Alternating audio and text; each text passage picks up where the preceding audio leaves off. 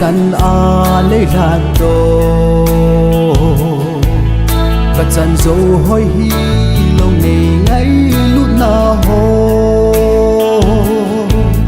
Krista in thagao mang thai ding ai phan lâu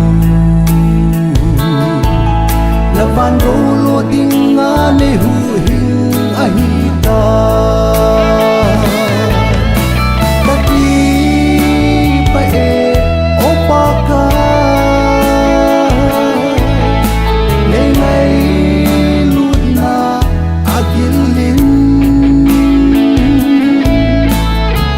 son kê mà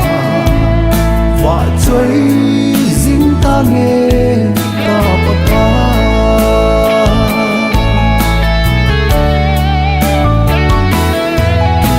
lời xếp hết na họ đầu tiên in tâm dòng lệ và cái in kê mà ai thuận tí dính riêng nghe sa linh kian all mo na ting ka nei pu ka ki pa na thu hi sa choi le sing ta nge ka ki pa e o pa ka nei ngai lu na agil lin ton son và chơi dính ta nghe ta bạc ca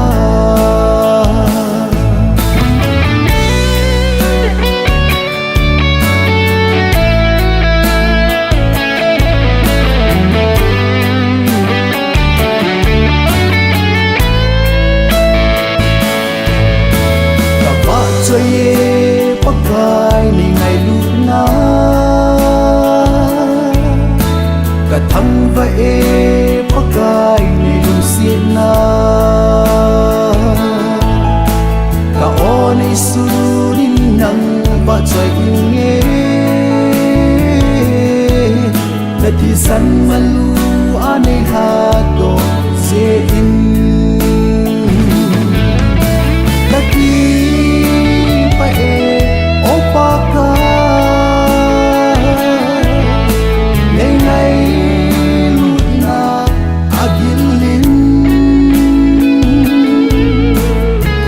son kê mà và chơi dính ta nghe ta bạc